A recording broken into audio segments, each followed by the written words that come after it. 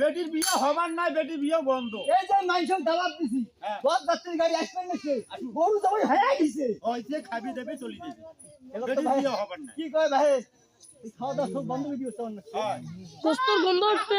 আমরা দুজন কথা কই। আমার দাও খেয়ে দে। এই গ্রামের সবাইকে মনে করো হিন্দু মুসলমান ওকে দাও দিছি।